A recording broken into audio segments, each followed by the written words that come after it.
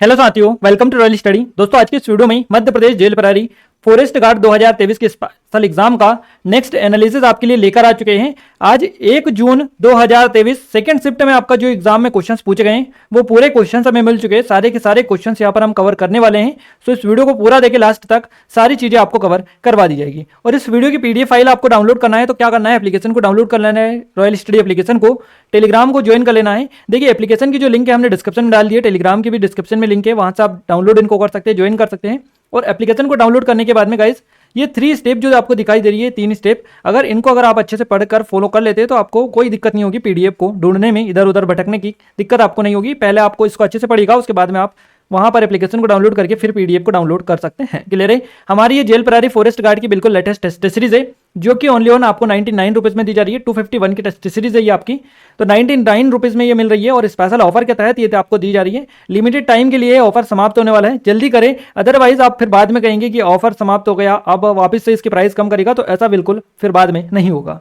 Clear है? और ये अगर कोई डाउट है, कुछ क्वेरी, तो आप हमें नंबर पर भी कांटेक्ट कर सकते हैं। ये पूरी नए पैटर्न की टेस्ट सीरीज है जो आपकी एग्जाम में क्वेश्चंस बन रहे हैं सेम पैटर्न की। क्लियर है गाइज? हम 5 सब्जेक्ट के क्वेश्चंस कवर करेंगे, तो आइए स्टार्ट करते हैं। देखिए, आज हमें जो क्वेश्चंस भेजे हैं ये सिद्धार्थ श्रीवास्तव जी जो कि नरसिंहपुर, गाडरवाड़ा नरसिंहपुर से हैं, इन्होंने क्वेश्चंस भेजे हैं। और इसके अलावा अखिलेश तिवारी जी जो कि भोपाल से हैं, इन्होंने 72 स्कोर किया है।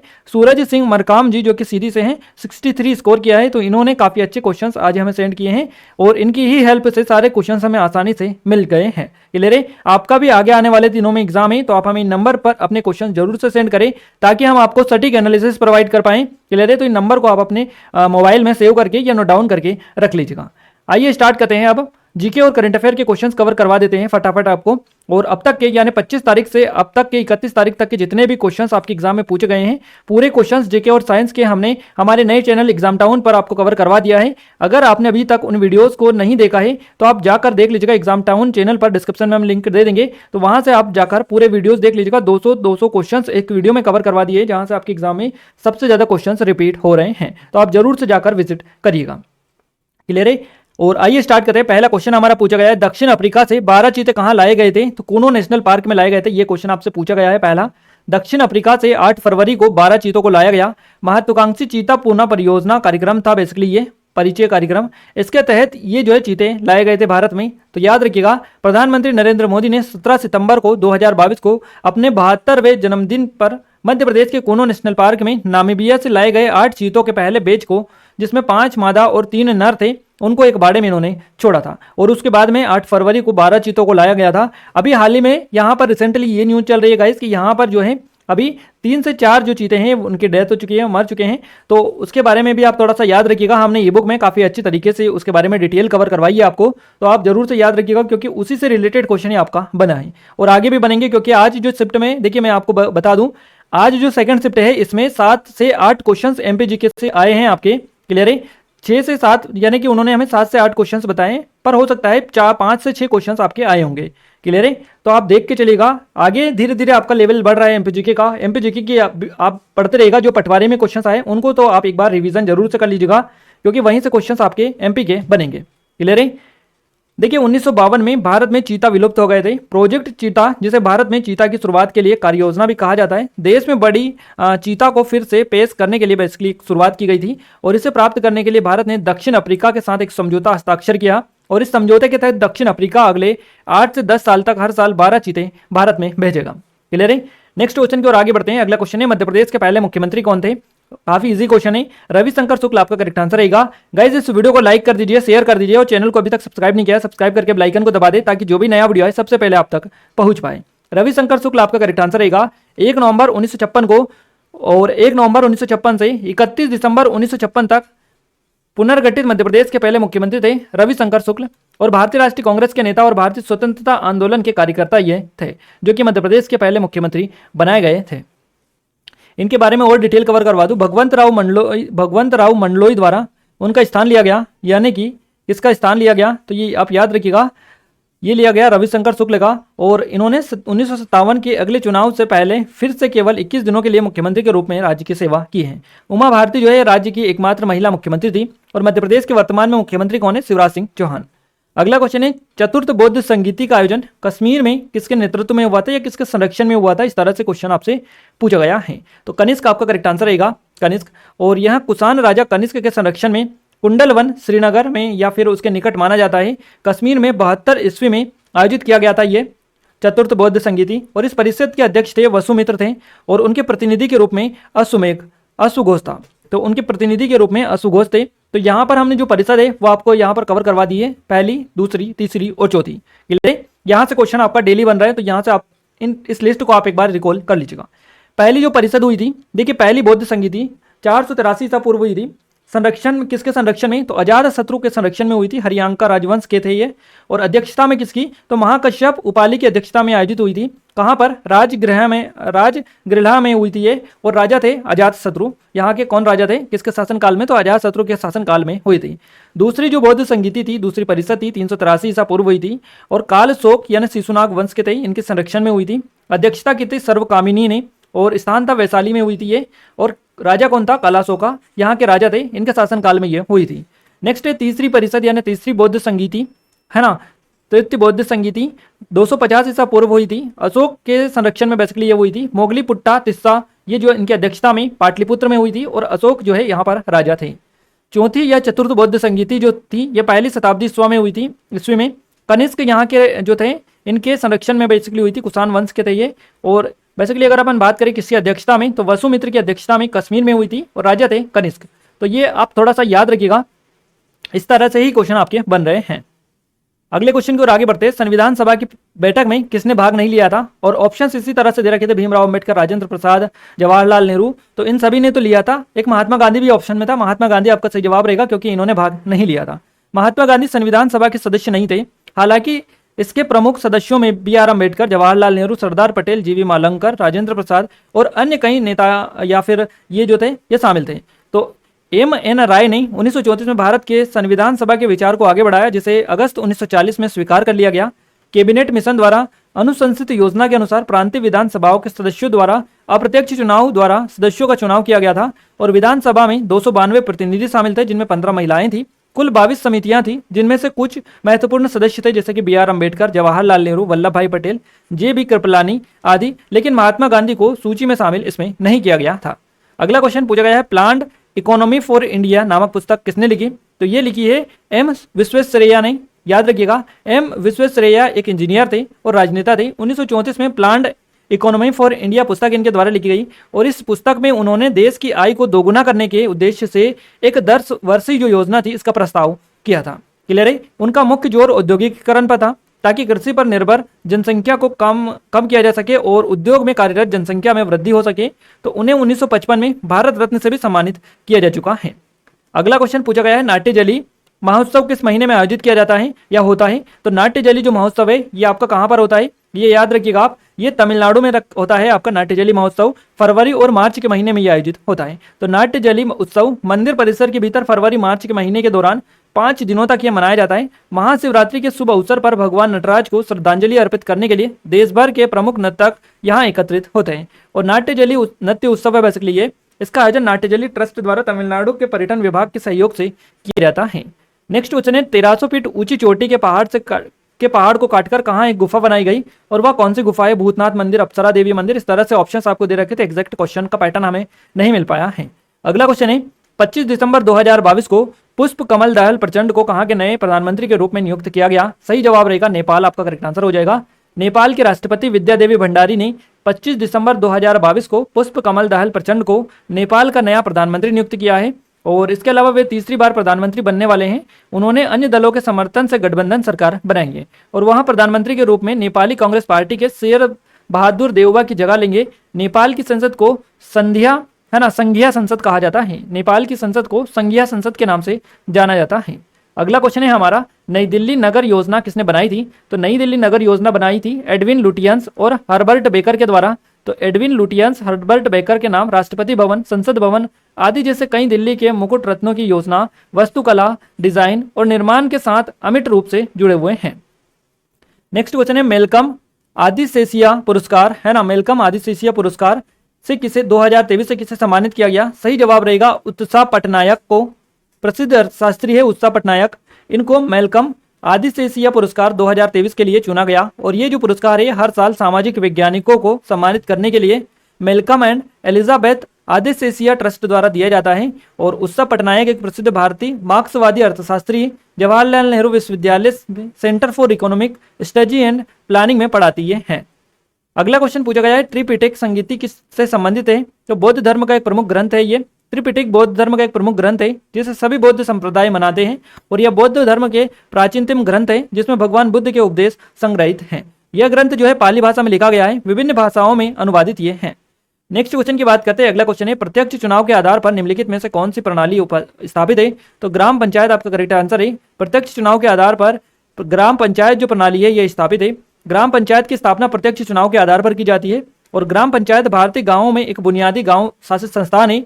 पंचायत की अध्यक्षता गांव के अध्यक्ष के द्वारा की जाती है जिसे सरपंच के रूप में जाना जाता है। तो पंचायत का सचिव एक गैर निर्वाचित प्रतिनिधित्व होता है और जिसे राज्य सरकार के द्वारा पंचायत गतिविधियों की देखरेख के लिए बेसिकली नियुक्त किया जाता है। तो निर्वाचन प्रतिनिधियों का कार्यकाल 5 वर्ष का होता है। ग्राम पंचायत का मुख्य कार्य होता है जल संसाधन, सड़कों, जल निकासी, स्कूल भवनों, सीपीआर, सामान्य संसाधनों का रखरखाव और निर्माण, इन सभी का काम होता है ग्राम पंचायत का। लेवी और स्थानिक करों को इकट्ठा करना, रोजगार से संबंधित सरकारी योजनाओं का निष्पादन करना, ऐसी प्रणाली में प्रत्येक ग्रामीण अपने गाँव के शासन में अपनी राय दे सकते हैं। अगला क्वेश्चन है मध्य प्रदेश से छत्तीसगढ़ को किस वर्ष अलग कर दिया गया था? वर्ष 2000 में, सन 2000 में अलग किया गया। 1 नवंबर 2000 को भारत के 26वें राज्य छत्तीसगढ़ को मध्य प्रदेश से अलग कर दिया गया था। रायपुर कांग्रेस शाखा ने पहली बार 1924 में एक अलग छत्तीसगढ़ राज्य का आह्वान किया था और बाद में इस मुद्दे को भारतीय कांग्रेस की त्रिपुरी वार्षिक जो बैठक हुई थी उसमें प्रस्तुत किया गया था। तो याद रखिएगा ये मुद्दा उठा था पहली बार 1924 में और 2000 में इसको अलग कर दिया गया था। निगम की संपत्ति और देनदारियां जो अब दोनों राज्यों में चल रही है को मध्य प्रदेश पुनर्गठन अधिनियम 2000 के अनुसार छत्तीसगढ़ और मध्य प्रदेश के बीच विभाजित किया गया। अगला क्वेश्चन है बुरहानपुर की जामा मस्जिद में उर्दू और कौन सी लिपि का उपयोग किया गया? तो इसमें उर्दू और संस्कृत लिपि का उपयोग किया गया। बुरहानपुर ताप्ती नदी के तट पर स्थित है, ये आप सभी को पता ही है। और यह कभी मुगल साम्राज्य की राजधानी हुआ करता था बुरहानपुर। अपनी रणनीतिक स्थान के कारण इसे दक्षिण भारत के प्रवेश द्वार के रूप में भी जाना जाता है। मुगल सम्राट शाहजहां ने 1650 से 1656 के बीच जामा मस्जिद का निर्माण यहाँ पर करवाया था और इसे सम्राट शाहजहां की प्रमुख मस्जिद के रूप में भी डिजाइन किया गया था। क्लियर है? उर्दू और संस्कृत लिपियों को शामिल करने वाली एकमात्र जामा मस्जिद यही थी, बुरहानपुर जामा मस्जिद। नेक्स्ट क्वेश्चन है भारतीय संविधान के संरक्षक के रूप में किसे जाना जाता है? सर्वोच्च न्यायालय को जाना जाता है। अनुच्छेद 124 के तहत भारतीय संविधान के अनुसार एक सर्वोच्च न्यायालय भारत में होगा, है ना। और यह हमारे संविधान के संरक्षक के रूप में कार्य करता है और नागरिकों के मौलिक अधिकारों की रक्षा और संरक्षण करता है। इसलिए इसे भारतीय संविधान का संरक्षक कहा जाता है क्योंकि यह नागरिकों के अधिकार को सरकार के किसी भी अंग द्वारा उल्लंघन होने से बचाता है।